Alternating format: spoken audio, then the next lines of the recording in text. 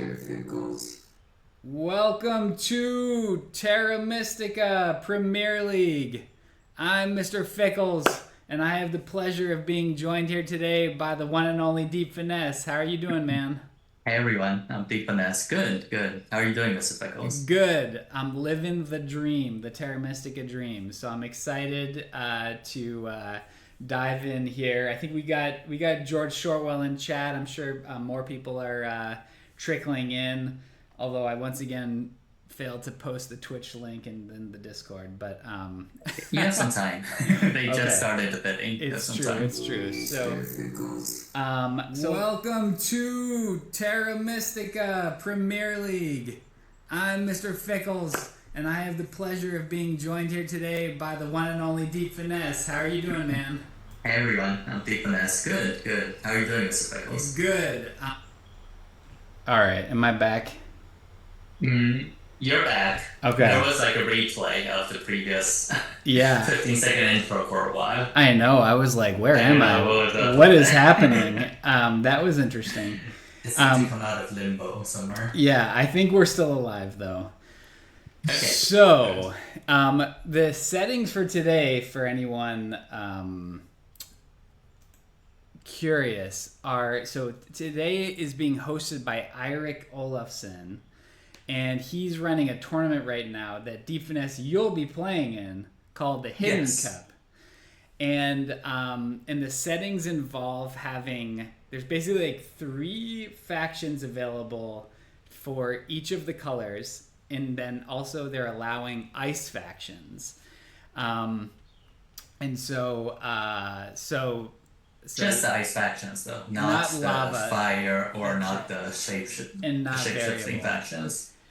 But it does have some of the fan factions in it. So I think maybe this will be interesting for you to see a little Hidden Cup settings games. Although did you play the arena season with fan factions? You did, right? I did. Okay. Okay, and I think they've gotten a little bit of a tweak since then, but so you're pretty familiar with them, more so than I am. I think there were a couple of updates to, was it the Parrots, the Enlightened, and there was one more that's the Goblins. Okay. That's right. And now I think of those, only the Parrots, I think, are in Hidden Cup. But they did get their base 2 coin income back, which is like a pretty big deal. I think that was one of the things that really helped last week for them. Like base 2 income is just really good. Yes. I think I do quite like the direction of all the changes, the buffs and the nerfs. I think I would have liked to have seen a slightly wider adjustment to a couple more of the factions, but I think interesting. the current changes for myself, I'm pretty happy with, even though I haven't had a chance to play with the updated factions yet. Okay, yeah.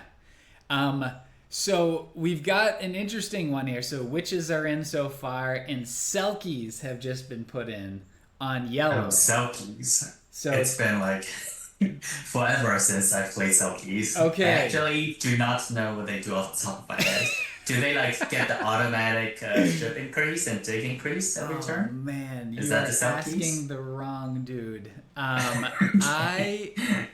We're just gonna spend the whole time, guessing what the Selkies do for the rest of the stream. No, I have no idea what this faction. Yeah, so it's an ice faction. Sure. Once the board pops up after the other 2 faction picks happen, I'll turn on tooltips and we can double check the rules. I think they have. Well, there's something about they can put dwellings on the water between, right? Like they. I can't remember if it's their stronghold or what. So they have like a weird way of putting dwellings on, almost as if like it's a, the water has frozen over, and so now they're building a little hut on the... Okay, I can see the thematic connection there. Does that ring a bell? Yeah. So, but once the 3rd and 4th ones are in. What I have no idea what a good setup for Selkies is though. Oh, and we have the worms. This is also a super complicated faction. Oh my god. Uh, Okay. Maybe not that complicated once you get used to the idea, but definitely complicated to explain the rules. Like, I have no idea how to succinctly explain what the worms do Yes. in like 100 words or less. Yeah, Children of the Worm, which is funny to have a faction that's just named Children, like as like the short form of what they are. But this is the one where like I know one of the main things is that when you want to burn a power to advance Leech in your power bowls, usually you burn one to move one forward from bowl two to bowl three, but they burn one to move two from bowl two to three. That's right, right? Yes. So like, Yes. Super powerful faction in general. okay, And then after the Goblin nerf, we might see it on par or maybe even a little ahead of Goblins, maybe. okay, Time will tell. Seems to be like super in line with the track too at first glance with the round 4 Stronghold, followed by the round 6 Towns, which okay. the children also have. One of its many, many abilities is to put also something on the water, in this case power tokens, and that makes their town connection, town creation, a lot easier with disjointed structures. Right. Okay. And so that's part of the stronghold ability, which is why you're saying round 4 is kind of a nice time for that, which is you click a button and then you use 2 tokens and put it in the water like you're turning it into a swamp or something, and it connects your structures through the water for purposes of towning. So that would give you 3 chances to do that, I guess, if you do it in round 4, ideally teeing up. Now when you do that, and does it force a town immediately? So if you connect, It does force a time immediately Okay. if it's connected. Okay. Yes. As opposed to Mermaid's ability, where you have the option of towning or waiting. They are taking their time on these faction picks. I'm really rooting for something a little simpler to come in, like say giants at this moment. Because I know like Ooh. the complexity has already gone through the roof and Yes. Yeah. yeah. I'm down for some giants here. That'd be fun. Um, yeah, although so I guess we should comment on this setup here. So round 6 towns is pretty notable. Round 1 dwellings is notable. It's also interesting to see. Okay, so we have architects as the 4. I got excited there for a moment. See, not the right. Architects are fun. It's also a little complicated. Maybe not as much relative to the children and the Selkies. Okay, I see the Selkies. So, Yeah. So, and just for anyone watching who's not familiar, I was referring to on children. If you look on their board, it shows it might be a little small here, but burn 1, advance 2, and then we were talking about the stronghold ability, where it gives you this button that lets you put the 2 tokens into the swamp. It also adds 4 tokens that you've burned previously into bowl 1. It looks like. The as other all thing, the tokens, it gets you all the tokens that you burn back. yeah, and then you pay 1 less point when you take leech. So 2 for 1s become 2 for 0s. I think we didn't mention that yet for Worm. I'm assuming there's going to be some viewers between Twitch and YouTube who've not seen these factions before. So you pay 1 less point than you typically would for leech. And then actually the other thing that's pretty neat is for all their structures, they get a coin discount for adjacency. So I actually had forgotten about this. So your dwelling, if it's directly adjacent to any opponent's structure, the dwelling costs 1 worker 1 coin as opposed to 1 worker 2 coins. That's also you get the standard TP prices, but temples are 2-4, 2-8 depending on adjacency. SA and Stronghold 4-5 as opposed to 4-10, which is interesting. You have a ton of incentive to be all up in people's business with these structures, because you do not want to be paying 4-10 for some big building. Yeah, I think for those that are counting, this is like four abilities in total. If we count the power burn as one ability, the stronghold and forming towns as another ability, Yep.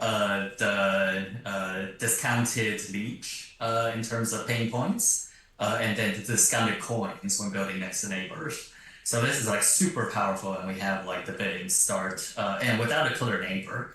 Yeah. And black is just quite naturally good on base map, so we do see the worms getting down to 33 right away. I think they can go lower. I think they can go down to like 30, 25. Mm-hmm. Uh, So, so Selkies as yellow. I mean, so like, would you have children on C1? Or I'm just trying to think about like the D3 area and whether Selkies are gonna have like C1 neighbor or not. mhm. Um, we should probably Yes. actually talk about how Selkies work. So Mhm. yeah, again, sorry, I know some of the people, I know some of the people watching are like super fan faction players, so forgive us. I know this is like you guys don't need this review, but they pay 2 workers 2 coins for getting a dwelling onto the water space between. Do you have to be built on both sides of that already? I think you do. It looks like you do, Okay, yes. and you get 2 points for that, but you can now Yes. never turn it into a trading post. Mhm. The stronghold is an action that lets you get a dig with 1 shipping for free, which goes synergizes well with its natural ability to then build between the structures. So maybe that works pretty well. Um, and they have the usual issues of not having native hex colors, and so they have to dig everything. But they also have the standard ice faction discount of only needing 1 worker 5 coins and a priest for dig increase. Otherwise, it looks normal. Is that right? I think you've covered. Yes. Okay. Okay. I knew you were missing something too. Yes. And I believe the dwelling on the water does come into play for the town formation. Mm-hmm. Uh, Okay. that sounds right, doesn't it? Yeah, yeah, This will yeah. also facilitate the round six towns when Yeah, I which can actually, have yeah, structures ready on both that sides. could be a nice way to finish off towns in round 6 without having to worry about being disrupted. Mhm. Um, so yeah, so who do you see as the 40 here? And gosh, do we need to introduce architects too? Just in brief, sorry. I So think yes, okay, we so probably do. so in brief, architects are like an interesting bridge faction where when they bridge to something, they can then dig a hex that's on the other end of that bridge. They get 1 spade discount. So, so if they're on D4 and they bridge to C2, they can now actually dig and build that, like just build on it basically. They can convert it to red for free. So they love doing bridges early. They can turn priests into bridges. Also, bridges count as 1 power value for forming towns. So they're a faction that actually can town very quickly. um, Sort of tricky track for them, is it not? Because they tend to town earlier, and the Town wise, it might be a little tricky, but they also can do a ton of dwellings round that's one, true. so that fits pretty well. And I'm not sure which bonus tile they take. They could take 10th shift, get to a ton of reds, and also do double dig. That could easily get them to like 7 reds, 6 reds maybe. Mm-hmm. By the end of round one. So they start on 2 with 10th shift. Depending on where they start, but they could go up to like 7 or like even 8 if they really wanted to. Yeah. So that fits pretty well with the track. And then it depends maybe a little on how many neighbors these reds end up with. Yeah. So like how well positioned they are for the round 3 trading post. One thing I really like about this track is dwelling dig into trading posts means you have a lot Hmm. of incentive to be building, getting out, and then building TPs that round without probably without water one. I would Hmm. plan, And Yeah, that makes then sense. Like and if you then could do a ton of dwellings, like if architect do the full eight, 2 plus 6, yeah. and then like the starting spots might be a little awkward, but assuming they get neighbors, they could just do the full 4 TPs in round 3. Yeah, I really like that idea of just rushing out, building TPs, and then round 4 go Stronghold and Temple. Maybe Earth One's even there then, or definitely Air One, maybe both. Um, Mhm. and then you're building dwellings again, and like that has a beautiful flow Mhm. to it. Mhm. Um, but that's interesting. And I think to facilitate that, the temp ship bonus tile might work better for architects. But that does make it a little hard to predict because I could see architects taking any of, like in a normal game, well, like in a typical game, we could see architects taking like temp ship to start, or spade, or priest to build a bridge because the architects have the priest to bridge ability, or even the stronghold tile. Mm. Um, because that like gives 2 extra workers. And all 4 of these are available right now, so it's not clear what the architects have in mind, or the players bidding on the architects have in mind. And that's Yeah, going to propagate all the way to, well, we have no idea what the children are going to be left with in terms of options, and the selkies and the witches. yeah, that's interesting. So the temp ship.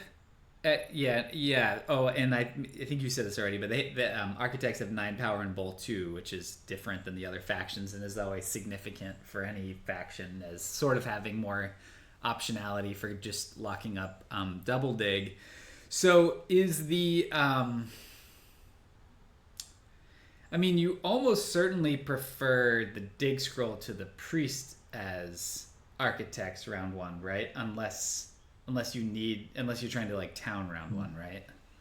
Yeah, I think maybe not necessarily because say like we start D4, D6, but like in this case there's a lot of options for Yeah. architects to start.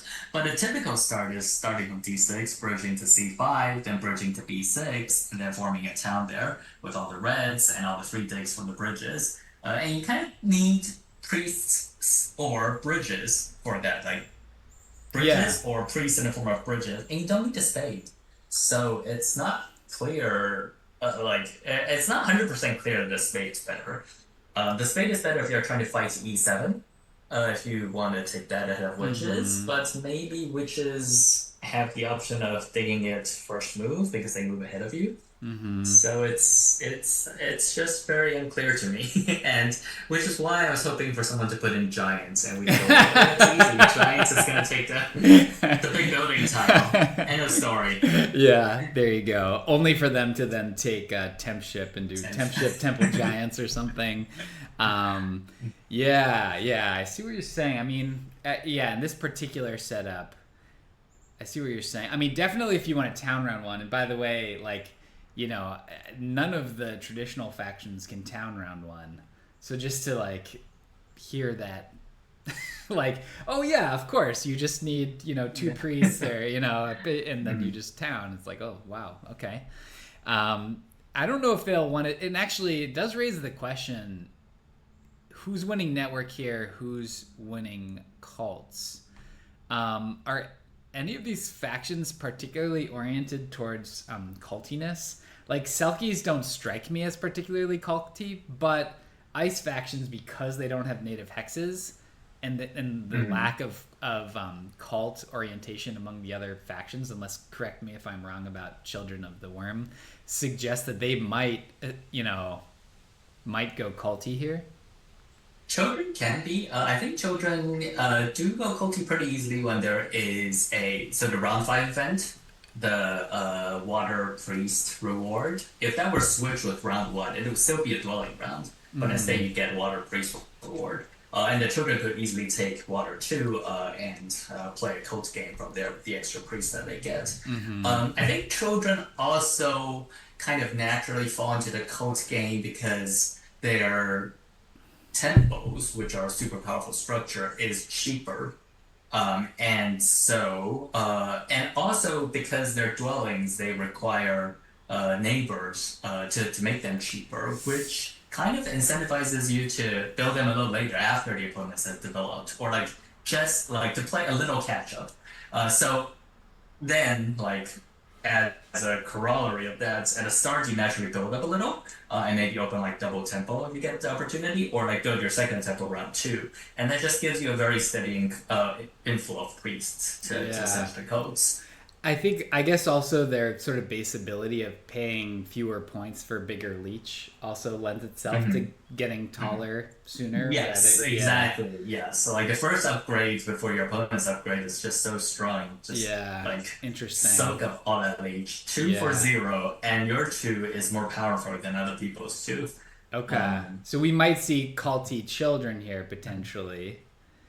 Um, which does bring back us back to an earlier point where you mentioned that the architects are 9 and 3 starting power. mhm. The children are also 9 and 3, but it's more of a hidden 9 and 3. In that, with 3 extra power, they can take double dig.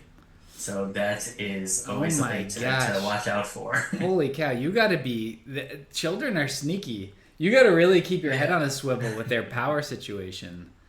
they are really Um, sneaky. Instead of needing 12 power in bow 2 to burn to 6 to take double dig, they only need 8. Is it 8? No, it's 9. yeah, they need Wait, I had it right. 9. Yeah, it's 9. 9. Burn Okay. 3, push 6 up, and take double dig. Yeah, and you need 6 in bowl 2 to take the coins action, I guess.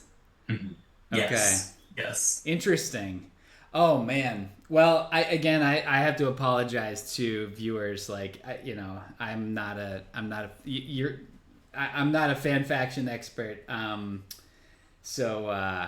learning as I go here, which I know is No, not no. a deal But in as a particular, caster. I've seen this children ability get people so many times. Okay. It'd be like, children take double dig, and then inevitably someone will comment, oh, I had no idea children would be able to take double dig in that position. Okay. Okay. Yeah. Yeah. Yeah. All right. This is good.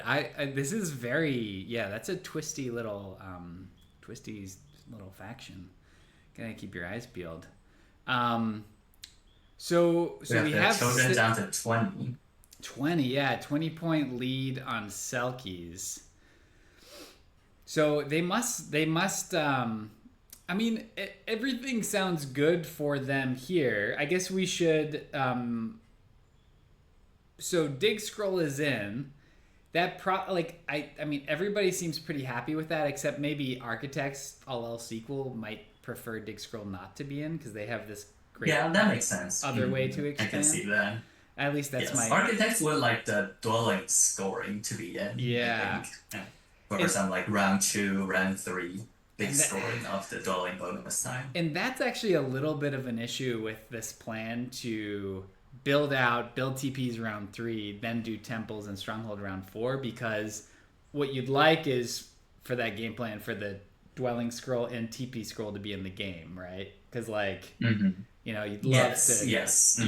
you could, I mean, you could build out round 1, dwelling rush round 1, pass onto dwelling scroll, even quick pass, then onto TP scroll for round 3, Mhm. build 4 Yeah, TPs. that's beautiful. Like it Right, gets like four, that's the seven, or kind of eight game off the plan. dwellings. Yeah, that's the kind of Exactly. game And then plan. So score it's another 8 in round 3. yeah, so exactly. So it's like a little more complicated than that with because these aren't factions that are gonna really, at least as we're picturing it currently, to the extent that they're rushing dwellings out, they're not really doing it with big ship increases, which Hmm. would let you leverage the ship scoring and the big buildings round Hmm. 4. So there's definitely a little bit of awkwardness there for them to puzzle through.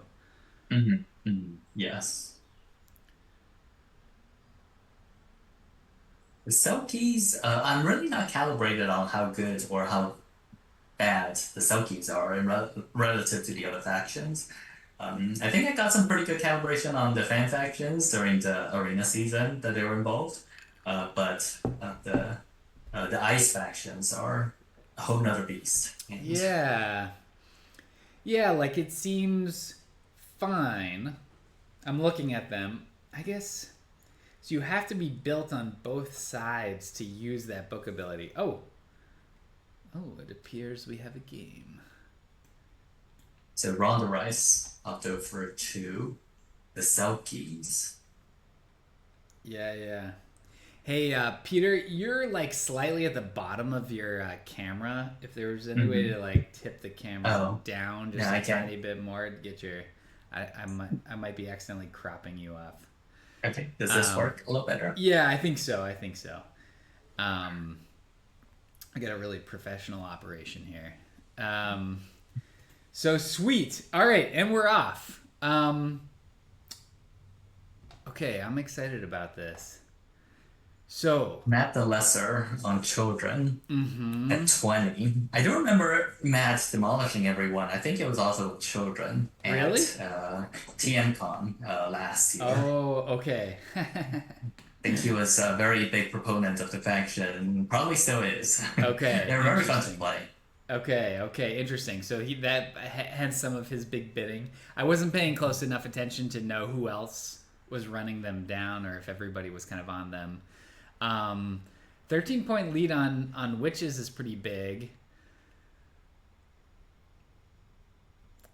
Which is also gunning for the round six towns. Yeah, they're typically a very strong faction if we only consider the base factions. With the fan factions throw in, there are some fan factions that are like really powerful. And yeah, definitely agree that Witches is behind Children here, even though they both don't have color neighbors. Mm-hmm. A little ahead of Architects, maybe a little more than seven ahead of Architects. Mm. Can't quite tell. They are penalized for the lack of air cult rewards on the cult track, so there is that. And I don't think they will be able to get 10 ship round one for a nice dwelling rush. Mm-hmm. So that's also maybe a bit of a bummer. They could grab priest, and do tempo two dwellings, which is a pretty nice opening still. Do you know if the Selkie's stronghold has to be over water? It doesn't, right? It's just an option. Like the stronghold action for Selkies, it gives you the option of it being temp ship. That is my belief, Okay, yes. all right, interesting. Huh? Yeah, no, I'm just curious if there's any world where we get like a Selkie's stronghold opening or something would be kind of hilarious. Selkie strongholds. If Selkies get the big building bonus tile, I think that makes sense, but I'm not sure. Yeah, I'm not sure yeah, how yeah, critical is yeah. this. Oh, all my Selkies takes are gonna be super questionable. Just but it just is interesting because it might let you get dwellings out. They're in decent position on F3 D3 to like start building that out. Although they really want children developing into the C1 area ASAP. Um, and then yeah, there's G1, there's G2. Like they could start using that, and it counts as a spade for the dig in round two. Yeah, I was just sort of curious about that. Like they could even like stronghold dig G1. And then, well, they can't because G1's a little far from yellow, which is their native, Oh, they're yellow. which is their Okay. native color. Sorry, for some reason I had them on red for a second. Okay, got it. Yeah. Fair enough. All right.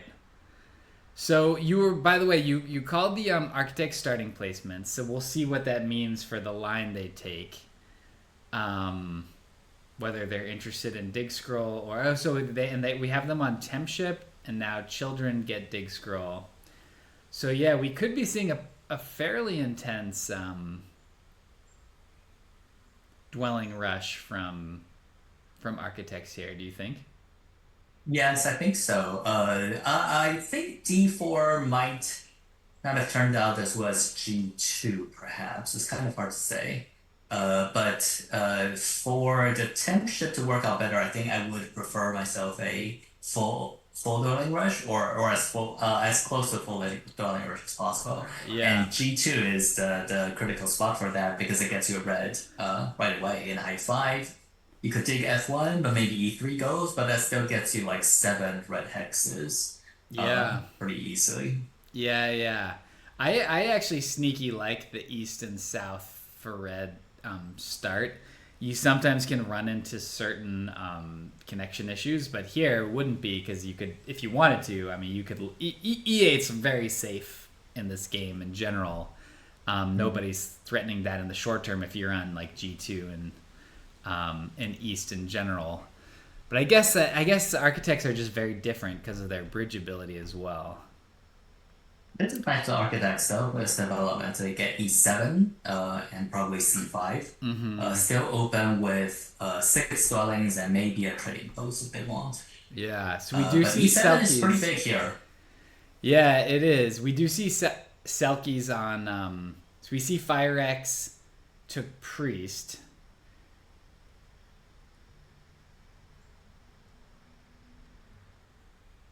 Yes, and FireX has. start with an immediate upgrade. Yeah, FireX did lose E7 here. This is a bit awkward for witches. Yeah. I think also because the children started G5. Uh, it looks like children will have the like they're very likely to be able to take G6, which means that the witch's town space is currently under a lot of pressure because all the reds in the upper right are being taken by architects this turn. Yeah. So oh, they went for single dig, but still, I believe Matt Lesser will have priority on G6 if they prefer. Like if they prioritized it, just You mean next upgrade the round? tempo and pass. Yes. Yeah, next round. Yes. Yeah. Interesting. Huh. Because they have double dig ready to go. So unless and then Matt only has 2 more moves, it's just an upgrade to tempo. So unless like witches only want to make 1 more move, which is upgrade to tempo, not use the priest, they're going to lose G6, and that puts like a ton of pressure on their town space. They have like a sanctuary town in F4, but Well, right now no second town space. yeah, and the natural line for witches from here is fire one, priest to fire.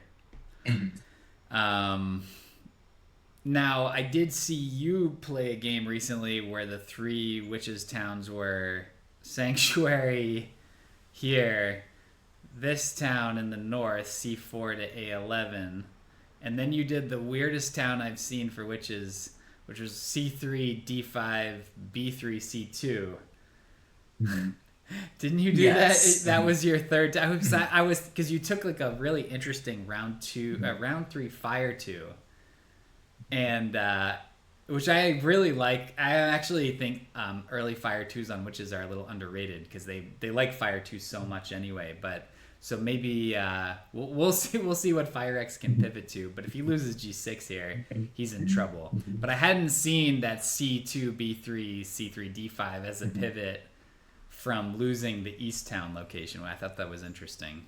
It is a lot easier when black starts double east. I believe in my game Darkling started double east. I think it was Darklings. Or started, no, not double east, but started somewhere that ended up in a game plan where they don't advance shipping. Yeah. Now the children are different. They could very well advance shipping. Although it may be like maybe even odds as to whether they do that this game because it Ooh. does take a lot of coins. We do have And Selkie Stronghold.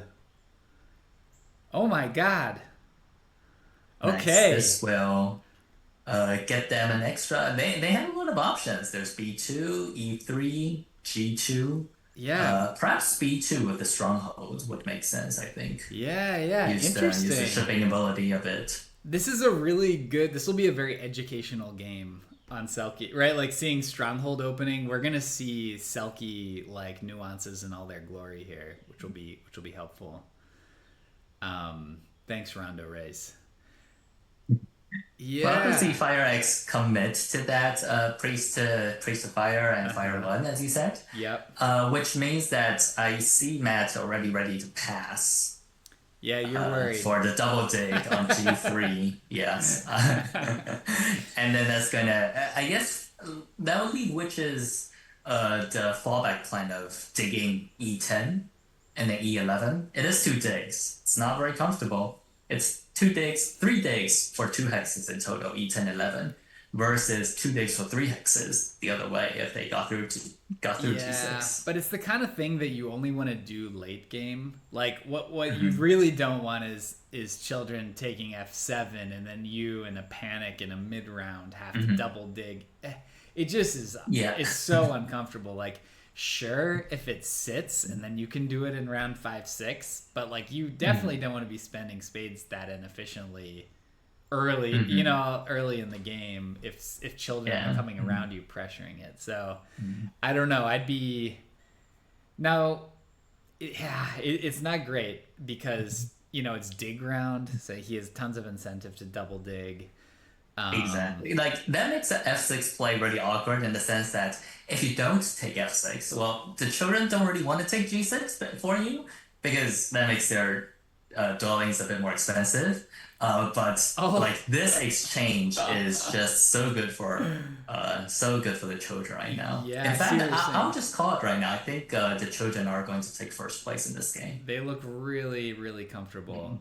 So they're passing on to a wonderful 7 coins. They're going to get double dig in a dig scoring round. They're going to have tons of Mhm. dwellings down. They're going to hit this trading post round. Like, Yes. and this is why, like, and this is, I think he's also like leveraging the optionality here. And he was greedy on taking Earth 1 round 1. Mhm. Like, this combination of rounds, like, you really have, it's not that dig round's like a dwelling rush round, but like you could temple and then use double dig round 2 to get dwellings out, and you're still getting 4 points from the dig from the Mhm. digging that round, and you get to the Mhm. place you want to be. Maybe in here in his case with temple in hand. Um, Yeah, there's definitely that trade-off where if you're digging to expand as opposed to shipping, then it's like, I can do around one, I can do around two. yeah, exactly. So we'll see here. Yeah, I'm very concerned for Fire X. He's down on points. Children look super comfy in the sense of they've gotten tons of leech. They're going to get cheap. Like they passed on to 7 coins. They took Earth 1, so they're like point greedy on that front. They're now they're going to build cheap dwellings. They look very very comfortable. I mean, let's think about downside risk for them. Maybe not connecting. Um, yeah, maybe not connecting. I mean, I think they probably can find a way, but I'd Maybe say not there's connecting. some. Their strongholds does also allow them to connect. Like not, I wouldn't say fairly easily, but it gives them another avenue to connection.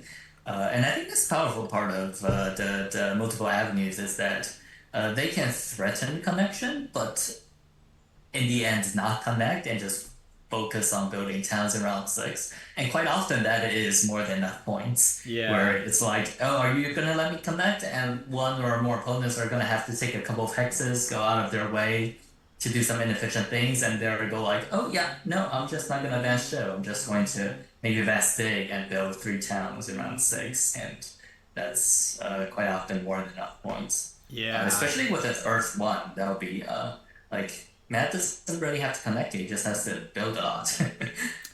yeah. He seems really comfortable. I think Selkies just seem really hard.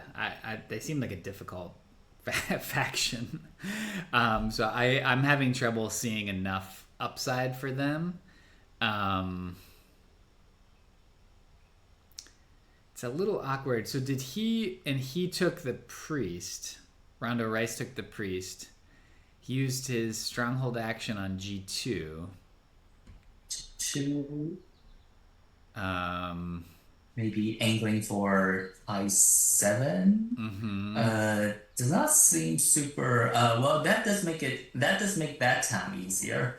Because G1 is not really a no-go, but it's 2 hexes away, and ice factions really don't like that. Mm-hmm. So this is maybe a little bit of a not a huge priority, but it is a hex that the ice faction would like to have secured, and secured he did. So I guess he's going priest to Earth. Is that yeah? Okay. Priest Earth is actually another great break for Matt, I think, because he's going to be able to double dig and come back and send Priest to water, Oh my which is what he god. wants.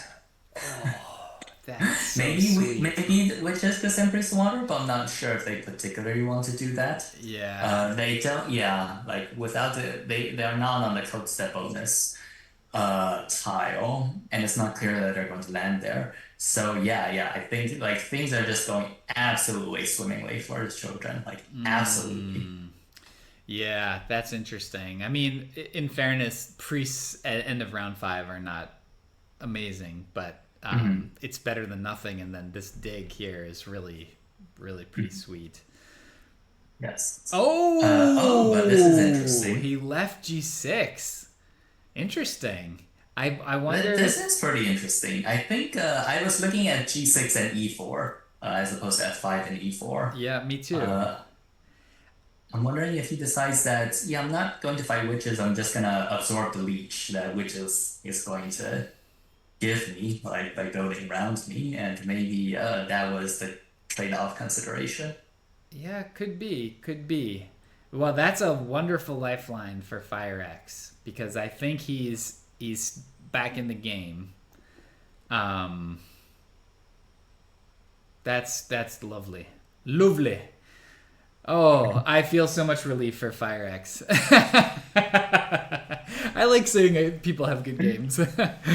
Oh, oh, that's nice. I wonder if there was some. This is huge rate, huge rate. All the way to Ice 11, we can go this round, Yeah, which is single dig G6, and they still have the spade bonus tile. So that's H8 and yeah. I11. A ton of dwellings going into round 3. The town might form earlier than preferred, but I think one earlier town is always something you can use to get a little more boost to your economy. Yeah, that's interesting. I mean, if he wanted to, he could bridge to G3 and use the spade on H4. Um, I was just thinking like, yeah, you're gonna town round 3 for the trading post round Mhm. if you Oh, I build didn't that in. see that the Selkies pass on to the priest tile, so they do get the priest of water, Okay, okay, which is also very nice to them, starting with two yeah, water steps naturally. yeah. That and says you get that really satisfying 3 power for when you're on like the 2 Mhm. step and you get the 3 spot. I love that feeling. That is very satisfying. Yeah, I love That that is. feeling. And yeah, so okay, and then Oh, we see another one, which is priest of air. oh, As is typical. for witches. Yeah, that's Yeah. interesting. So what we could see here is him digging out the east and early towning next round for 2 key and going for hmm culty witches. hmm Right? hmm I mean, does that seem likely at this point? I could see that. I could see that. Get a little more points on the codes. The rewards aren't great. Yeah. Like it's like an extra worker, maybe an extra spade. I guess he sent another priest to water next round. Yeah. I think I could see that. Usually, like once you do the actual math of what the difference is, or like a delta between if you had taken a two key versus another opponent and what the code scores are, usually it works out once you do the math. Yeah. But it's also a pain to do the math, so usually the shortcut is I'll just take the two key. Well, we'll assume it works out because it more often, like it almost always does. Yeah, I mean, I'm just sort of curious about,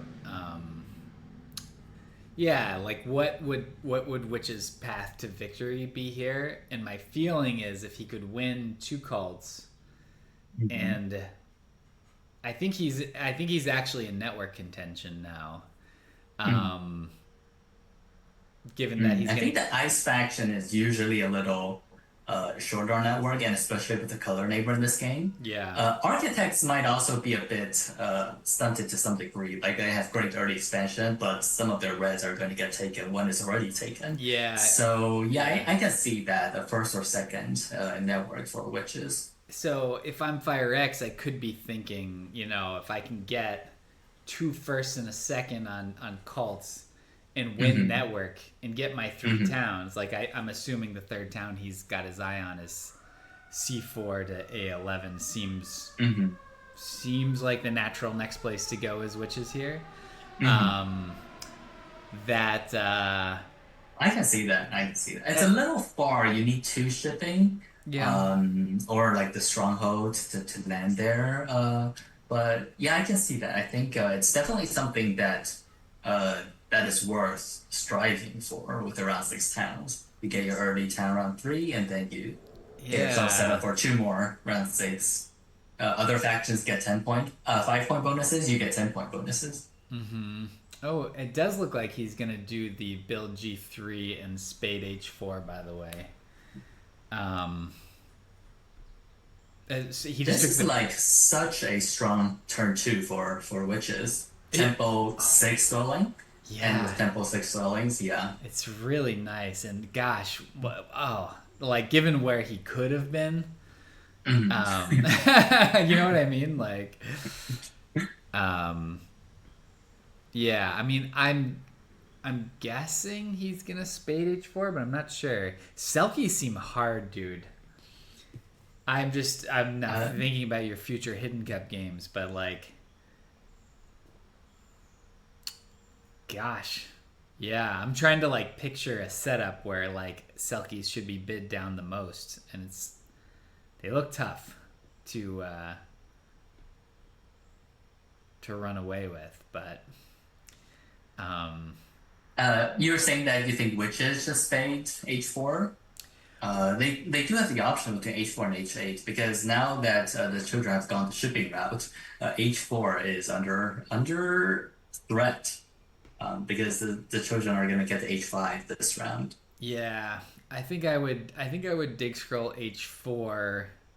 I mean, it's interesting because what that suggests to me is that he's going to try to avoid towning next round, which means he's probably Hmm. not. There's no rushing two key plan Hmm. here. Um, Ah, okay, I can see that. I so can see I, that. I So think instead, we're going to, yeah, yeah, I build think out in separate locations and yeah. then maybe do three towns in the final round. Yeah, I think that's how those seemed like the two branching paths that I was seeing. Hmm. Matt, by the way, gets coins action now here. I also just love this, right? Like, and this was the beauty and partly why he's probably bidding down children in round one is you being on dig scroll and being able to take E6 before the yellow faction, and then Hmm. at convenience, E4, and now you've got that nice SA town, neighbors and all three Hmm. hexes. It's just really Yeah. pretty. Hmm. Yeah. Um, Um, and the shipping line like was also well the witches put their dig over there oh, they instead. did. Oh, But okay, yeah. okay, okay. But the shipping line also makes F5 also shows like why Matt chose to go F5 because you also get H5. Not that Matt is going to be in need of locations to build this round with two shipping, but next round it opens up another spot, and also puts in like a much more likely, like almost certainly at this point to connect in the game. Yeah, that's a good point. Yeah, and I like he also is kind of trying to get the giddy up on securing town spots, right? Like Hmm. not just H5, but he can start getting to C1 and start working on a town spot up there, or you know Hmm. what I mean? Like I think it Yes, lets like him. C1, D2, E2, E1. A Yeah, lot of options. yeah, it lets him get going on that Mhm. in a way that makes a lot of sense. Mhm. And We could see again, Matt potentially try for four towns this game. Although the Earth one take might have maybe dampened the hopes of that a little. With little lighter economy than if he had, or maybe like somewhat lighter economy than if he had taken Earth 2 or Fire 1. But yeah, it's still pretty, like, the economy based on structures is already very strong. And I think town spots wise, he has town spots. It's just a matter of building the structures. that small Because detail. No, a small detail, yeah. Because I like I'm already seeing his 4 times spots. H5, F5, G5. And then the Sanctuary town that you mentioned with E6 Sanctuary. C1 that you mentioned he's gonna get to. Yeah. D2, E2, E1. And then B3, A7, A8, and maybe D5 with the children ability. That gets him connection, that gets him four Oh, towns. jeez. Okay, I didn't see that coming, but it's because I'm not a fan faction player. When she's like, and D5, I was like, what? Okay, right. So you're gonna drop kernels into the swamp, and then Mhm. use D5 to do a north town. Oh wow, yeah. Okay, I see. So their towning is super flexible with this Mhm. children ability. Yes, Okay, yes. interesting. And so you actually also don't have as much issue of like wasting structures because it's very hard to four Mhm. town if you float a dwelling True, not in the true. town. But That's what you're quite saying is, often a consideration with like witches, where uh huh, as part of their natural expansion, they build on a couple of trees, are isolated, and then they go like, "Whoops, I need one more dwelling for my town." But yeah. Oh wow! So we have a four town possibility. I mean, again, I don't know these factions that well, but saying that when someone opens Earth One seems like insane. But it um, does seem pretty insane. But he did get coin actions. I think it was once already, uh and his huh, past scrolls have been like fabulous. It's yeah, dig yeah. scroll, 7 coins, digs back to dig scroll. And he hasn't built Um, a single structure without the discount yet. Like mhm. 100% of the Yes, structures have been with yes. the discount, which is a huge Mhm. deal. And That is C1, huge. C1, Mhm. D2 are going to be cheap. Mhm. And that's interesting. This plan also, right? Like if he had dug in the east, so and maybe this is Mhm. part of what Matt's thinking. If he had dug in the east, he might Mhm. be prematurely towning in the east. Now Mhm. he's building Yes. Mhm. TPs safely. He wants to save all these towns for round six. Mhm. It's pretty interesting. I mean, yeah, now he's on Dig Scroll. Wow. Um, We see a lot of factions have the option to do the round three town. I think Selkies are ready to, if they do their water or river dwelling. I believe the river oh, dwelling takes one more worker to play, so it's two workers and 2 coins for the uh river huh. dwelling. So you, They could town this round if they wanted to. that's fun. Architects could town if they wanted to build bridges. I think probably not. I think the architect's game plan is also to concentrate the towns around six. Yeah. The architects do have a bit of a neighbor issue. I think partly from which is the starting spot selection. We didn't see C3, C4, and the architects right now only have 3 neighbor spots. It could maybe get a little dicey. Maybe. That seems like a common issue for them with this plan to go into the Northeast. Like you were saying, Hmm. sound that you were sort of describing as that a pretty standard plan to sort of flow into the Northeast, but Hmm. could seem not ideal for neighbors. Hmm. Yeah, architects seem like Eric Yeah, I think. Olafson. They seem like in a difficult Mhm. position. The way that this is cute. This is this is nice. This gets him a neighbor. He will have to move the bridge, but the architects are I was probably going to build a strongholds I next was round to thinking move the about bridge. this with them that they should be a faction that actually does this, which is they use bridges for Mhm. cheap TPs Mhm. because the stronghold lets them move the bridge Mhm. later, which I don't think we've This is said by the amazing. way. Yeah. Yes, and yeah, you can do that on E8. You can do that on D6. C5 a little awkward. Quite often, Oh my that god, that's doesn't so connect anywhere funny. useful. But this is great. This will nicely solve I mean, the neighbor issue, and also give them points with the stronghold yeah, I and mean, he moving the did have bridges. to spend resources for this bridge now. So Hmm. like it's not nothing, right? Like he had to Hmm. spend like what did he do it with a priest or he must have done it with With a the priest. priest, yes. So it's like it is costing him a priest. It's saving him 3 coins. It's costing him a priest. Hmm. But that bridge will be useful later.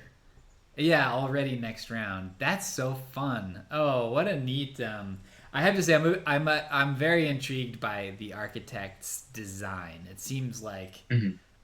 like vanilla enough to not be Hmm. radical, but open some interesting opportunities. Although I do think Hmm. this like stronghold action is a little finicky.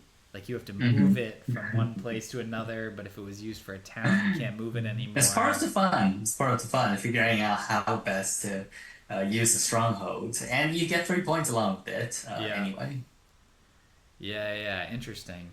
So we I saw a think couple factions rush out dwellings and then go for Water 1 and build TPs on Water 1. Although, that's interesting. I guess Fire X's read on this is I don't want a town till round 6. And I'd be curious to hear if you think that was.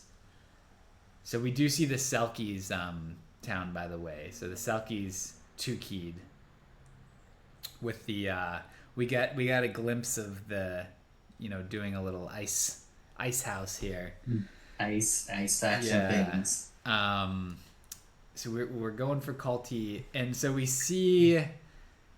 Oh, that's neat. And I'm just thinking, like, even Firex is getting the leech from the D6 upgrade on E9. That's adorable. I really like this little bridge thing. This is fun. Um, the him going Water 1 here, it's sort of weird to me in the sense that he's not building trading posts. Like, to me, it felt very natural to, you want to build trading posts here because you built out dwellings, it's trading post round.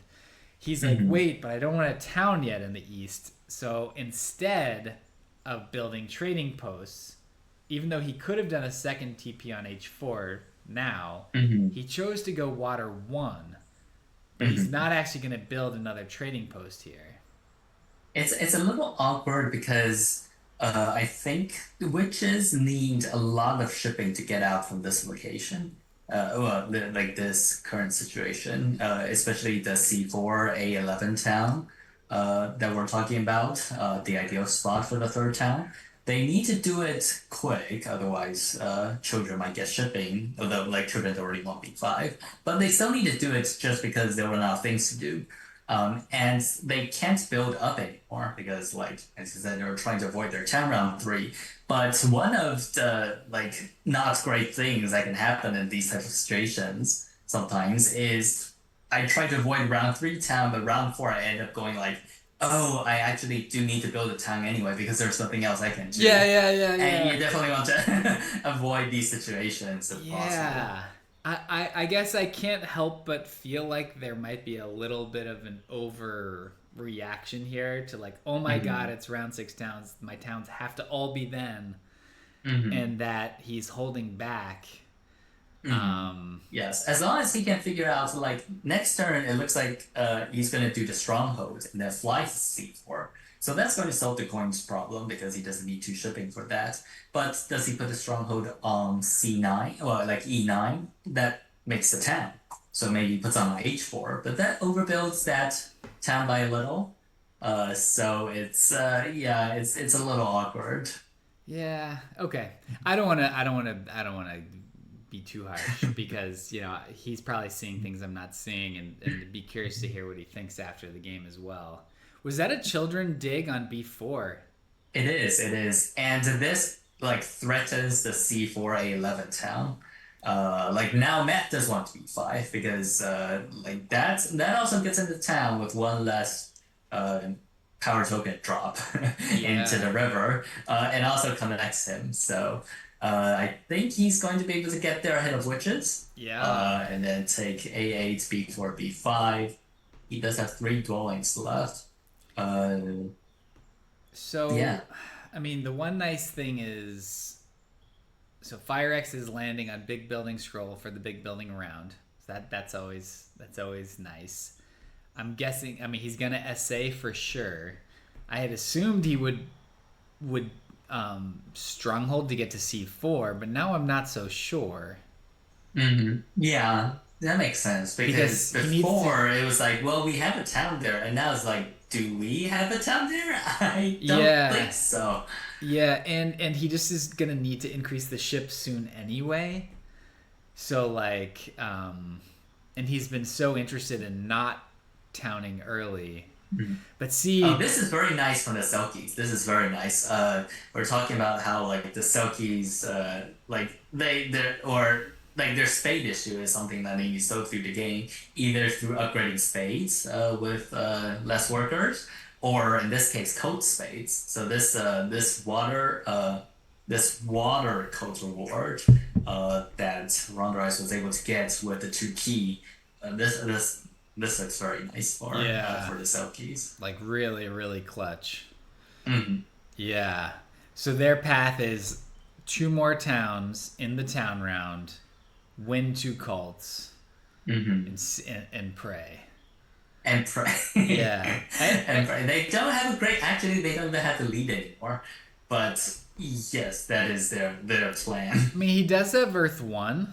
He has Mhm. Earth 1. He's still going to get this dig with the stronghold every single round. Hmm. You know, we'll see.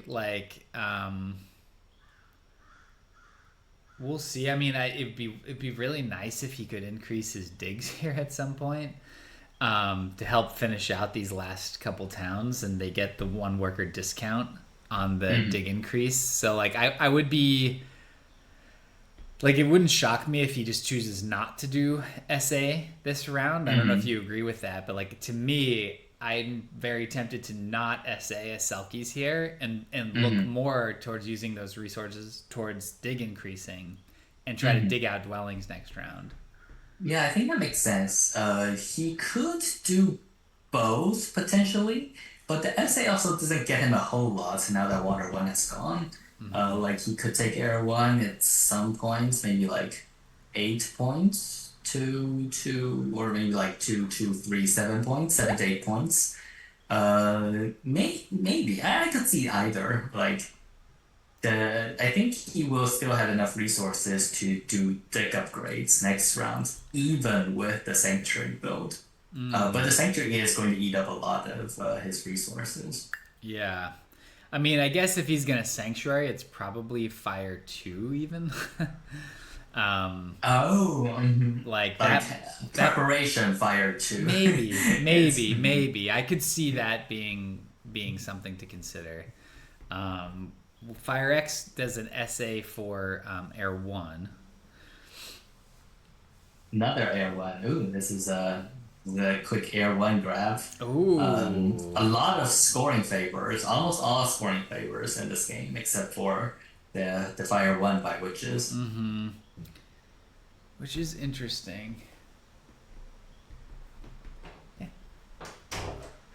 There's All the right. Jekyll's coming in to say hi. I'll see. Last week we had a little bit of a snafu where the internet got cut off. I didn't kick it hello. this time. Hello. Did they do fast auction? No, they did regular auction. It was pretty fast, I think.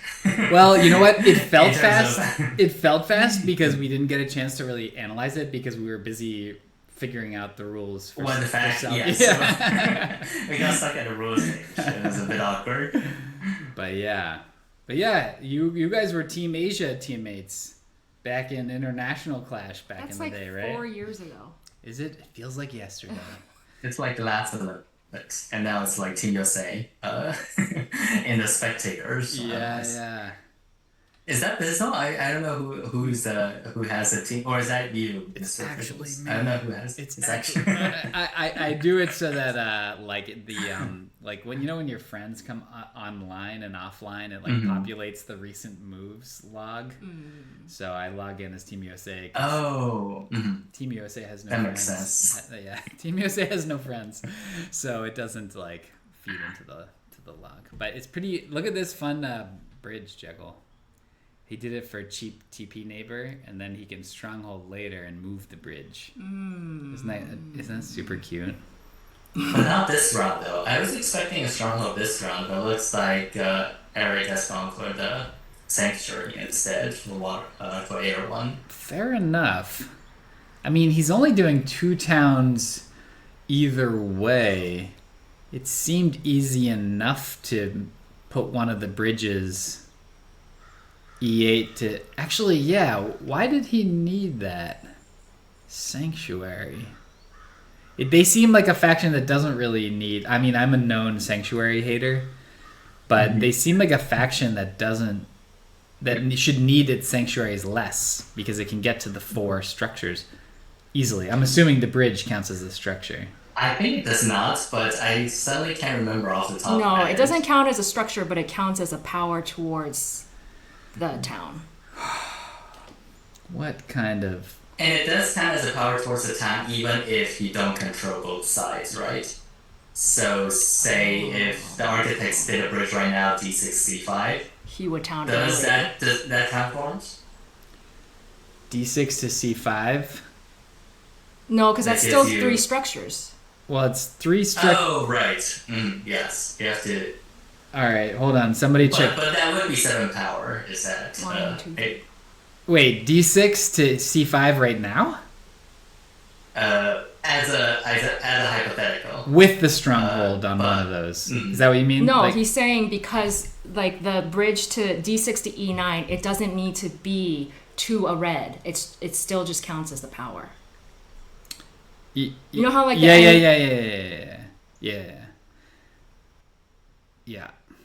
Yeah, I don't know. Maybe we should check. I need to.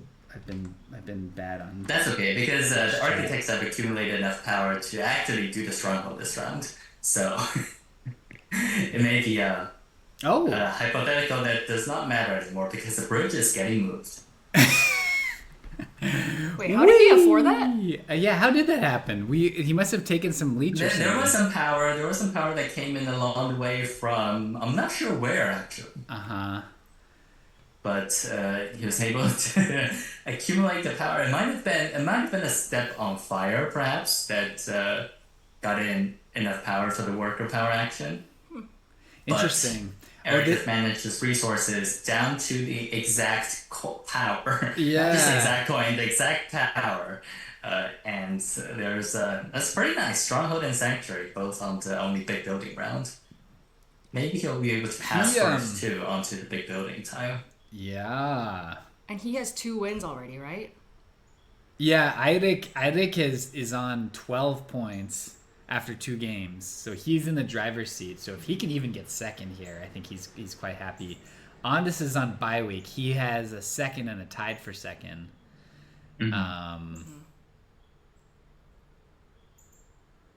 It's a pretty tall Architects game.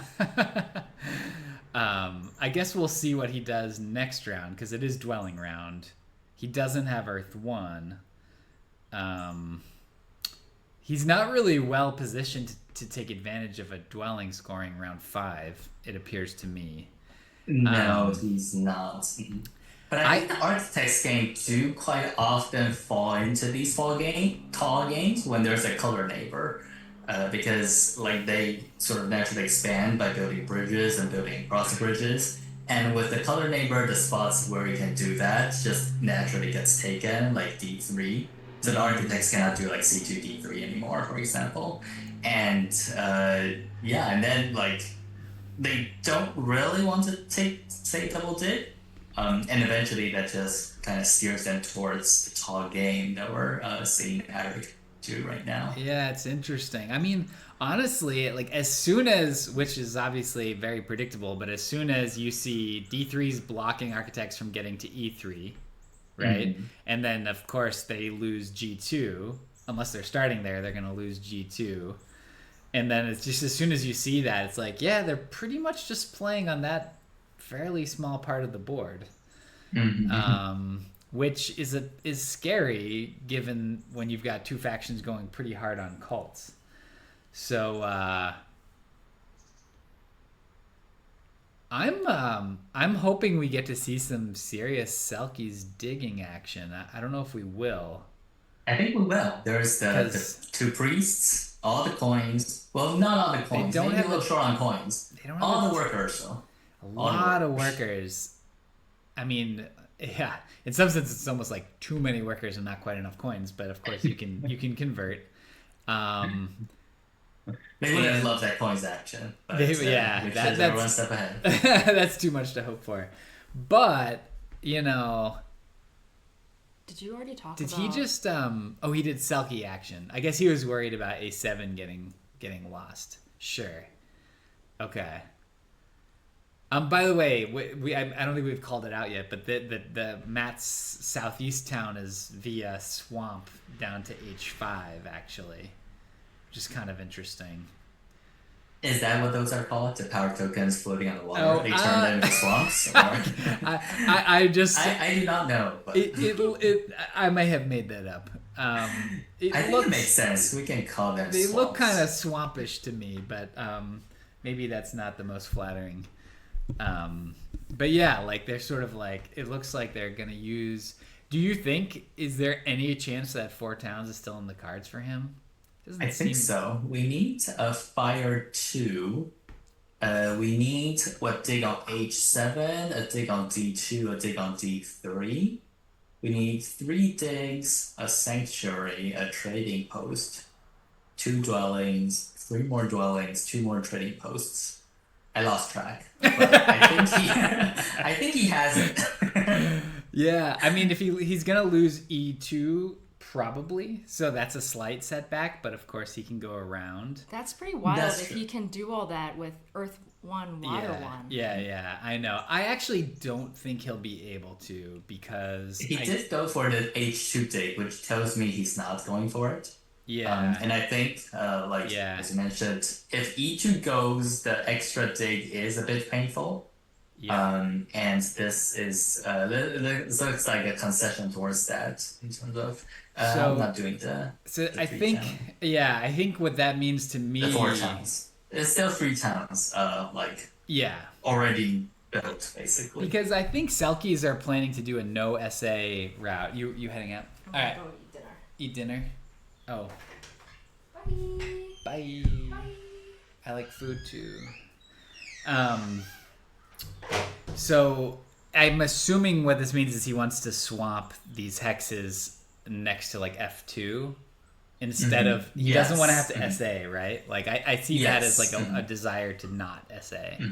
Yes, he's adhering to your No SA, yeah. SA philosophy. No SA, which seems like a slanderous chant towards USA or something. But yeah. Yeah, this is interesting. So the ship scoring scroll is floating, we should also point out. So for a faction that might want to play tall, that could be a way to leverage around 6. Mm-hmm. Yeah, I think the architects might consider that. They maybe will have enough coins to go towards it, but maybe not enough priests. Yeah, I was just looking at that. I mean, like they could. Yeah, they're just they could take a. What did he just do with his priest? Didn't he have a priest a second ago, or am I tripping?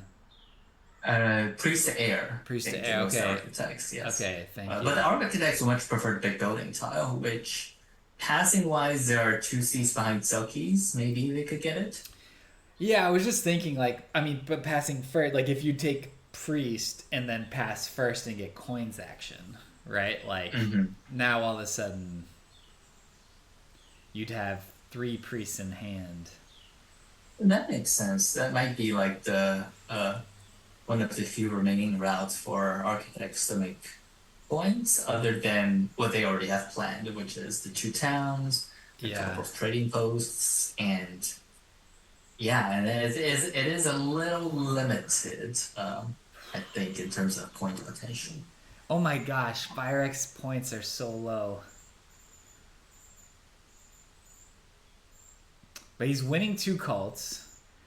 How's network shaping up? I mean, it looks like it's children on network. God, Children of the Worm seem good. Children on network. Children first on network, which is second, maybe tied for second. Selkies do have a very strong network with earlier on due to the couple of coast digs from water, and right now due to upgraded digs. So I think Selkies could get down to 3 left. Is it just me, or are the children smashing this? I think they still are. And have been like all the way. They still have 3 towns coming. And Earth 1 and Water 1 and a lot of building left to do. Yeah. Okay. So we did. I personally do like this line from Rondo Rice. By the way, Shout out to the like slightly unconventional, but I think underused. Or Jekyll, I really like Jekyll talks about how she thinks the like one dig increase is sort of like an underused line. And he did the one dig increase. And he did do the one dig increase. Which like there's these situations where your coin economy like can't quite handle the two dig increases, but it's actually better to do one than none. You know what I mean? Jekyll. This is like one of Jekyll's sort of takes, and so interesting to see him do that. The Selkies game has come together. Yeah, I like that a lot. That also strikes the balance that you pointed out, where Selkies have all the workers and some coins, but not quite all the coins. Yeah, and so he found a way to walk the line. I'm really glad. I mean, I think I really like that he did not, that he chose dig increases instead of essaying last round. To me, that kept his game alive. I'm exaggerating a little bit, but like, I just feel like that's a trap that like less good players fall into a lot. Is they feel like they have to build essays, and I often will, again, as a known like sort of anti-essay person.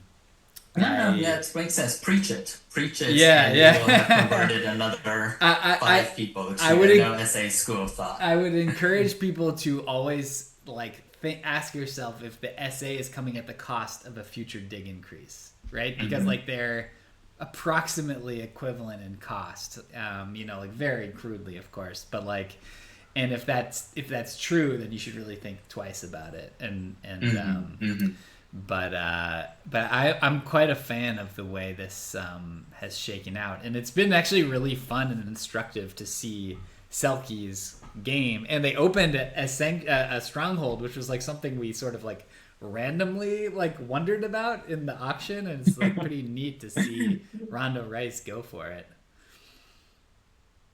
Yeah, starting on the stronghold tile, I think that probably does make sense in the sort of in line with like giants or like stronghold nomads type openings.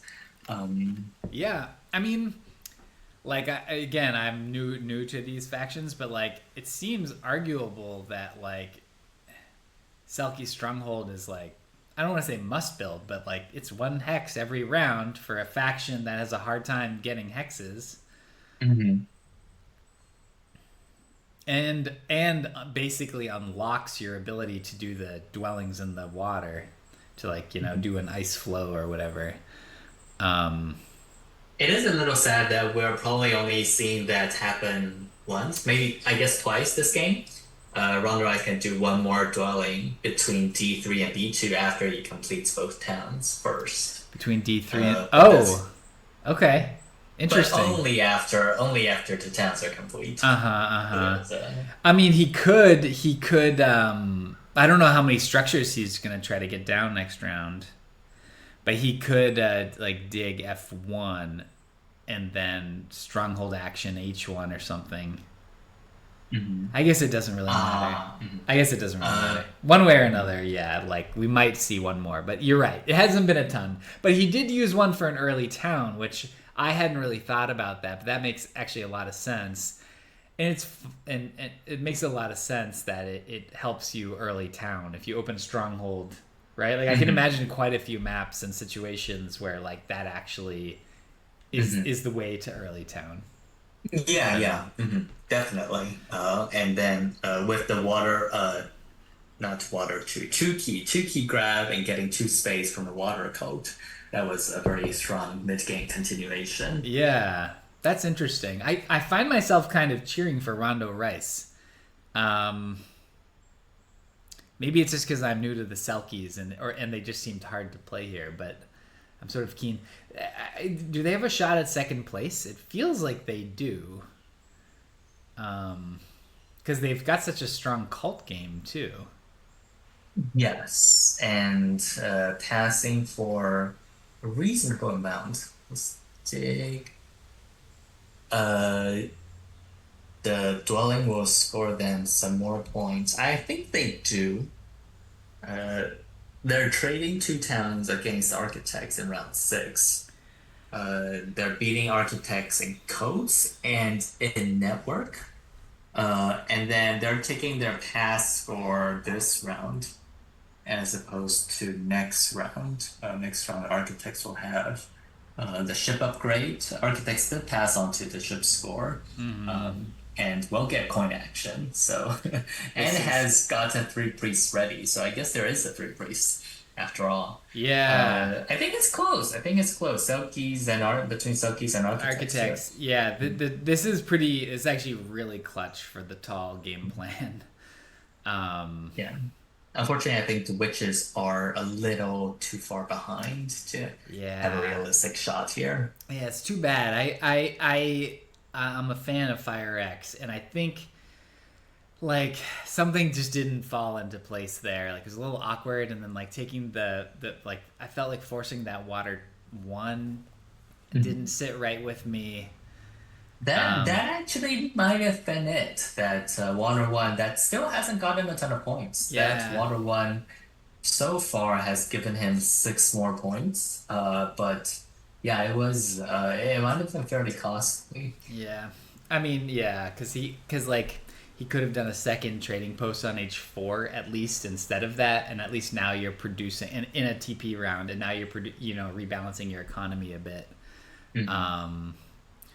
But I think the other thing that was just not good for him was children going shipping quickly.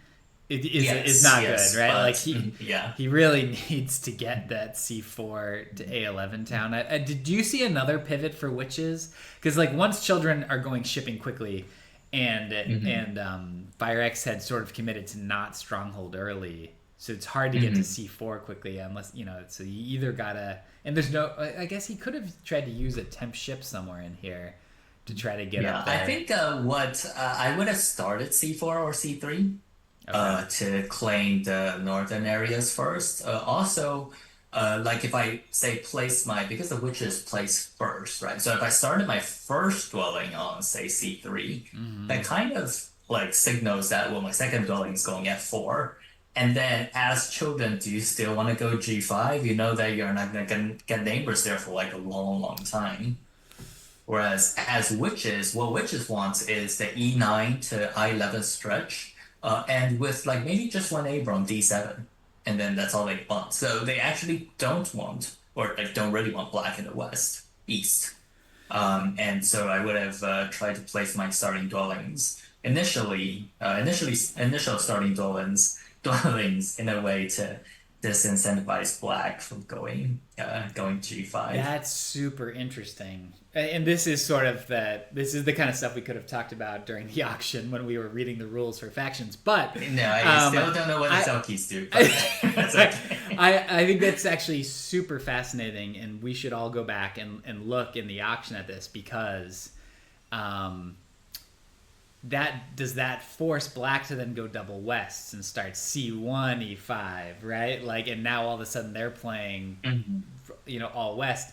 And this round 5 dwelling, like I don't actually love the like you talked about like you only want 1 neighbor in the east, and I'm like I'd like more than one, that seems a little limiting.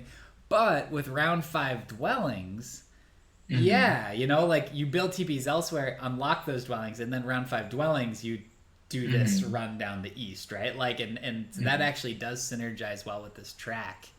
You get there a little bit later, you build dwellings down there, you pop them, for a town in round 6. That actually looks really nice. Ooh, that's really interesting. I like that. I think the fan factions also make the whole auction evaluation difficult in like more than one way, in like multiple ways. One was talked about how witches is usually like a medium plus or like, B plus, A minus faction in normal factions, maybe even like A. But once you added fan factions with all their myriad of powers, it's like, well, witches is just like middle of the pack right now, and that has to come in the evaluation. And also normally, like when you just take no neighbor witches on base map, you'd be like, oh, 3 towns easy. But that's not always the case with fan factions because they take hexes differently from normal factions. That's interesting. Yeah. Yeah, it's interesting. I mean, It is true that, all right, we got a town popping. We got a children of the worm town popping via swamp. I guess the one thing that's always funny in these types of games is like the wanting the better towns. Like, you know, like now all of a sudden there's gonna be a rush. The round 6 town scramble, exactly. Yeah, there's gonna be a rush on the 8, 9, 11 point towns probably. It's like everyone's just gonna take turns building towns. Yeah. Unless we just want to do like a fire 2, which doesn't seem great. In terms of, I mean, just for like town, for towns, like the speed of grabbing towns. Oh yeah, which that's funny. Okay. Yeah, but no, yeah, I think they're pretty content with just taking one town, the 11-pointer. Kind of a bit on point, but it's kind of a mirage because everyone else still has their towns incoming. Right, and he only has one more coming. Architects have 2 coming. Selkies have 2 coming. Children have 2 coming. So here's the other 8-point town.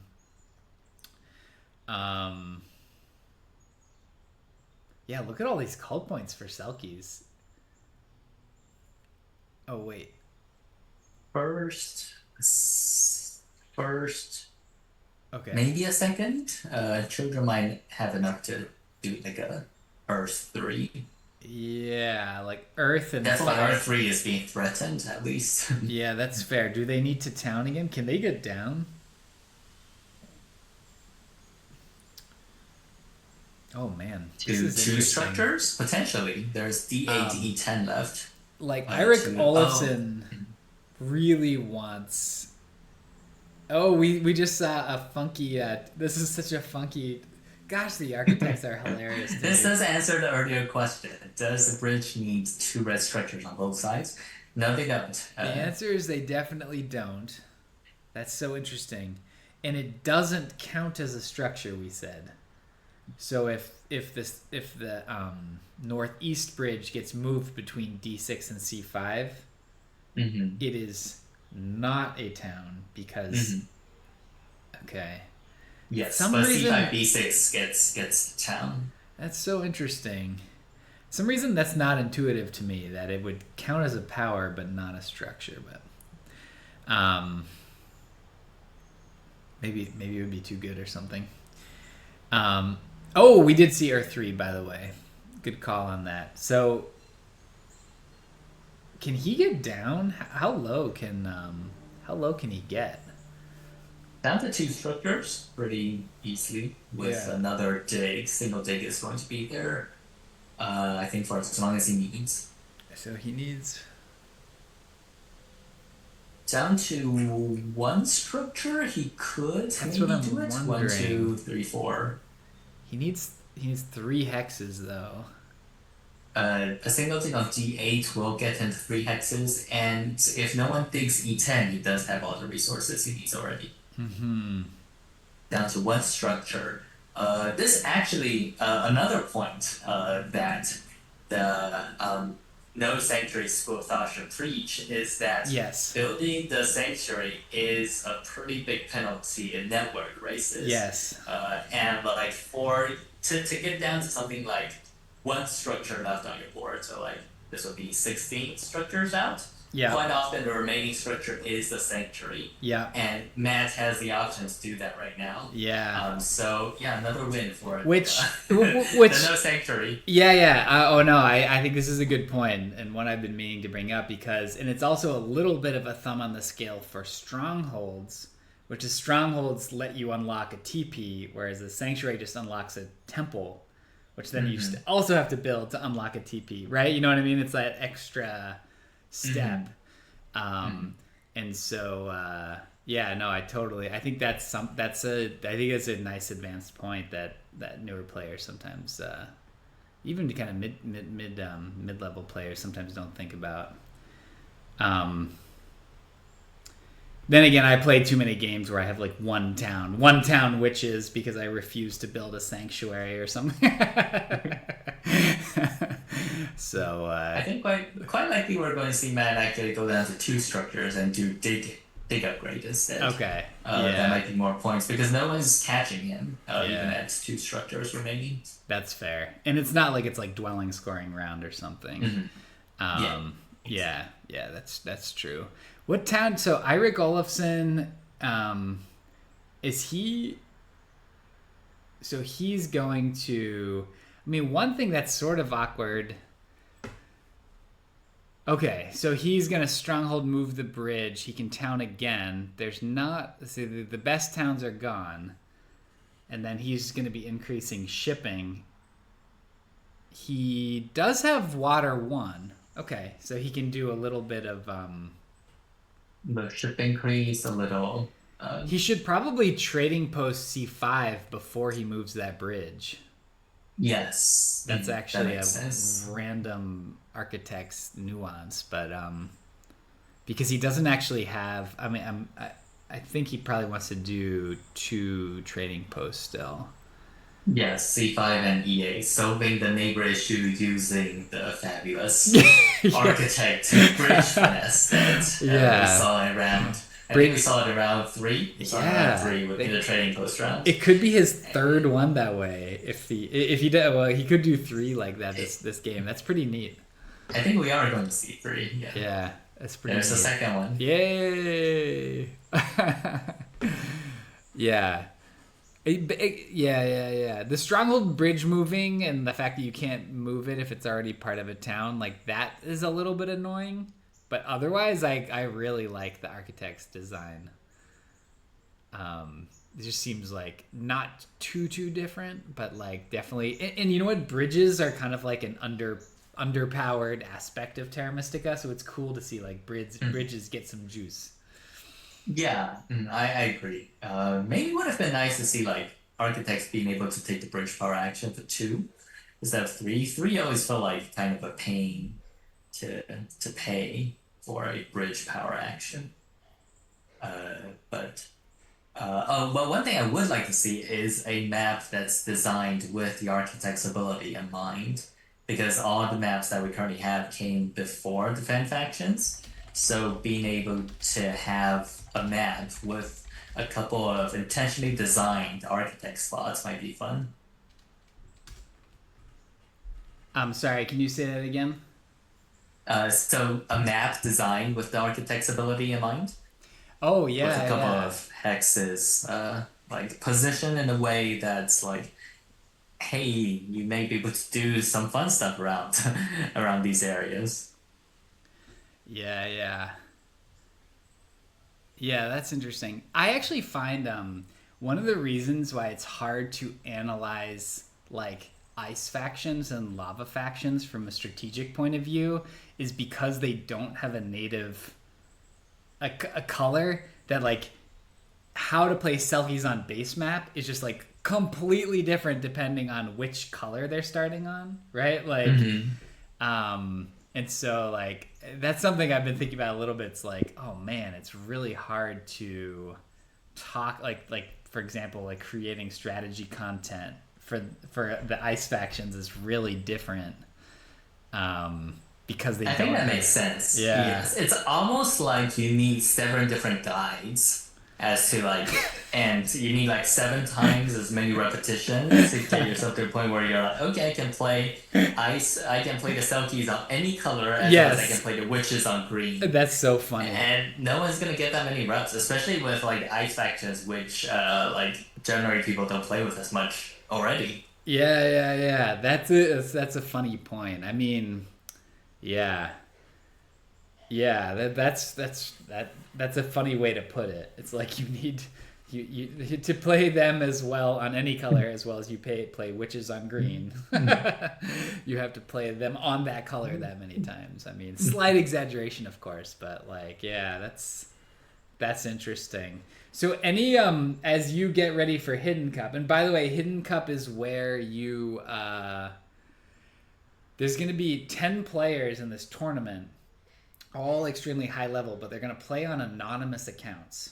So we won't actually know which player is DeepFinesse, right? Like you're going to have a fake name, and we will, and also, you know, Barnawal, Jekyll, who am I forgetting? Zevok, and then people are starting to qualify. I think Halai is in. I think Max is in. I think JDI might be in. Anyway, the names are coming in.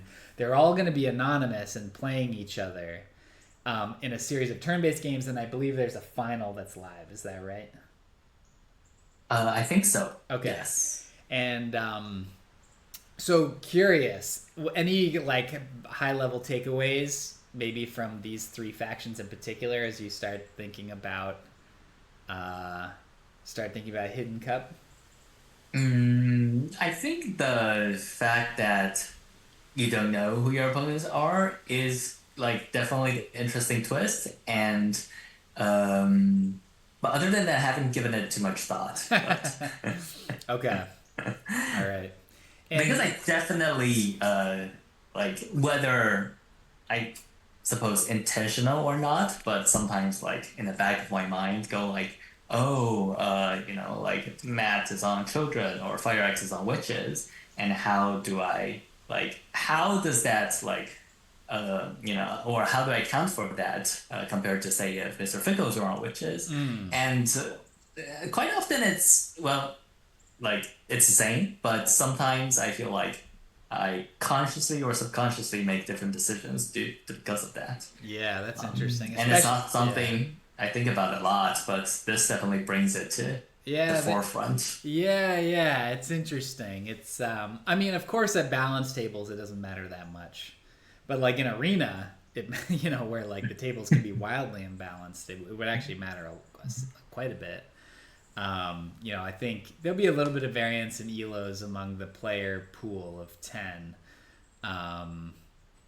Will they reveal the players for the final? And shout out to Eirik Olafsson, one of the players, by the way, who like organized the whole thing, visionary. I think it's really cool to have a tournament where there's like this custom set of factions available. I think is a really neat idea, and he's done such a good job with that. But yeah, I wonder if we'll know who's who for the final.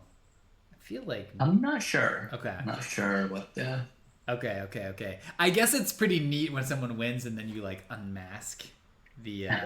You know what? Maybe what they should do is they should tell us who the final 4 players are, but we don't know yet which one's which. Mm-hmm. Maybe that's what he should do. That would be in the spirit with Hidden Wouldn't Cup, that be pretty neat? believe. I feel like that would be like pretty dramatic to like be like the final 4 are Eddie, whoever, but yeah. So I'm interested to keep an eye on those. Although again, it's the fan faction stuff. There's fewer fan factions in that, so it's not quite as overwhelming as some of the. Although this game had a lot of novelty for me. But yeah, so like I assume. Oh, we did get that lovely little ice flow. At the end, another 2 points. If I have that right. Oh, that's true. Yeah. So he scores it with Earth 1 and it scores for using it. I mean, it's kind of interesting because you basically are paying 1 worker for the hex and then paying for the dwelling regularly, which as is a dig, I guess. Which is totally reasonable, right? That's pretty good return for them. Yep. At the cost of not being able to upgrade it, I guess, later. But yeah. Oh wow! Look at witches. They have. That's a lot of points. That's a lot of points. Ferex made up at the end. Yeah, that's a lot of points. He got. Unfortunately, still not enough. And I thought he was gonna get overtaken in air, but it was fire. That makes sense. And yeah, the coat from the Selkies and the ship bonus, the ship VPs from Architects is just too much for witches to overcome. Yeah. That's pretty neat. It's neat to see a tall Architects game here. Gosh. Yeah, what a fun game. This is really interesting.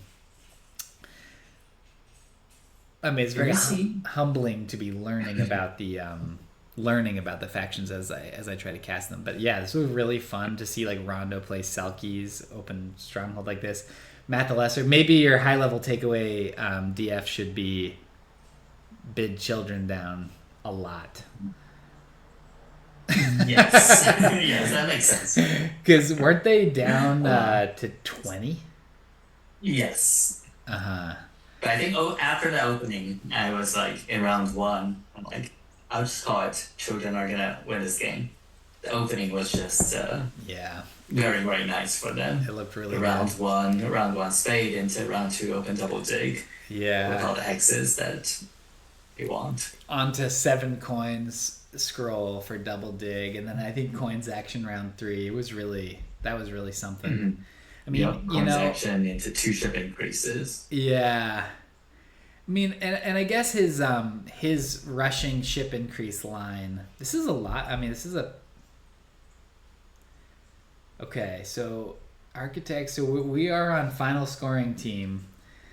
By the way, chat has been super active and fun, so I've been trying to keep an eye on it a little bit. I'm terrible at multitasking, so like it's already hard enough for me to have a conversation and watch Terra Mystica. I have been trying to follow a bit in chat. Forgive me, I wish I could do better, but it seems like all kinds of cool, a really good crowd in chat, and I've been trying to keep an eye on it. Nice. I was not able to. I need my third screen, which I do not have set up at the moment. Yeah. So I only can have MrFickles and the board game arena. Yeah. At the moment, I am lacking a third screen. That's your loss, getting stuck with this, but yeah, what a game. So we do see Witches come up a little short, but you know what? It's pretty competitive. Like, I think I was underrating FireX a little bit in his line. So credit to him to squeezing as much as he could out of that lemon as he did. And you know what? We have it's actually a pretty big second place from Eirik Olafsson. Right, because he's now 1-2 and now has a second place. He's gonna be very difficult to unseat. TMTL scoring wise, he's doing 15. Is that right? Yeah, 6-6-3. Yeah, 15 after 3 weeks. And I think Matt have a he's had a bye, so he has 2 more games. So 15 is going to be hard to catch, though. Yeah. And if he takes another second or first, but even just a second going up to 18, I think that would clinch first place. Yeah. I see. Well, if Matt wins 2 more. If Matt. Because Matt, if Matt did Matt get last in that first one? Shoot. I should have done my homework. I'm sorry. I can't remember what Matt did. If he got third in that first game, well, I guess there was a tie for second. So maybe Matt. I did not do my homework either. So maybe Matt didn't get last. Hopefully. So I think he can get to 18 with 2 more wins, and then Ondis is at 5. So he could So Ondis is in the mix with 2 wins as well. So it'll be interesting. It'll be interesting to see how it goes from here. But that was a really fun hanging out with you. That was a blast casting together. Yeah, it's great. So hopefully I'll the one negative about the Hidden Cup, which is not really a negative, but like the fact that we can't cast the turn-based, like the sort of semi-final games that will be happening. But maybe I'll try to do like little turn-based casts for those games. Maybe that would be something. I think part of the motivation was also the intellectual exercise of, can people tell who is playing what? Okay. Based on, and that's maybe like that doesn't really lend itself to real time. Like you can only do it once and then it's all revealed. If it's real time. Well, so maybe that if the qualifier games were staggered, but maybe we can figure out.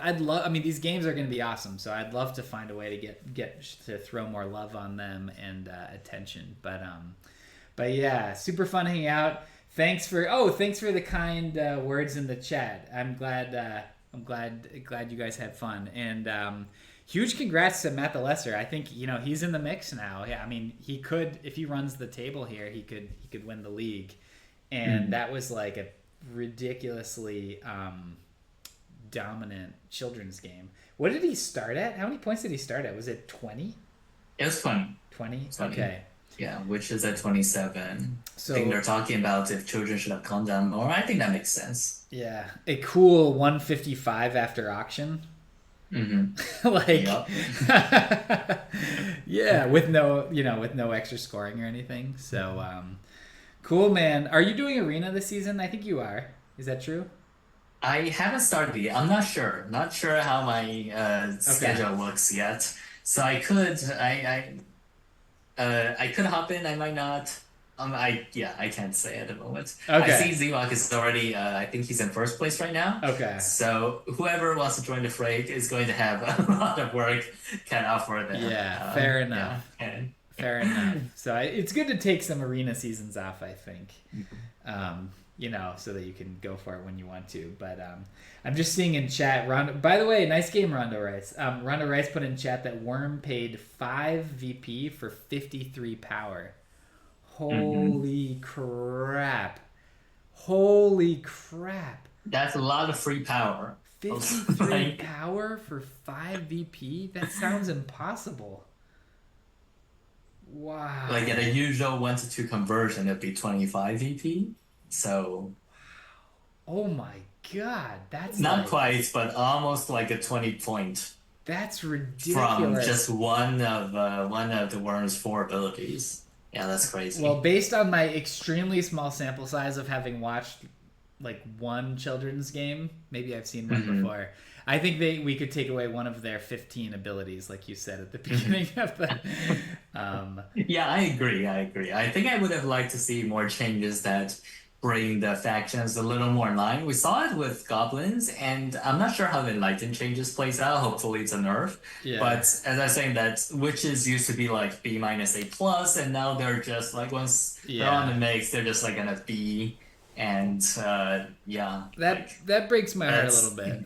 I do think witches are kind of a faction that the strongest players can do better with than an average or sort of newer player, partly because of their flexibility.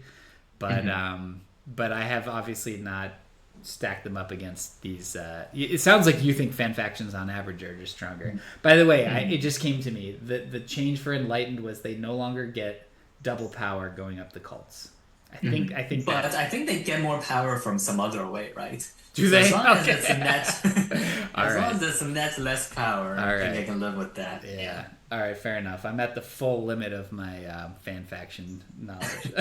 I'm working on it. I'm working on it. This Selkies game was actually really helpful, and the Children's and Architects games are really helpful for me.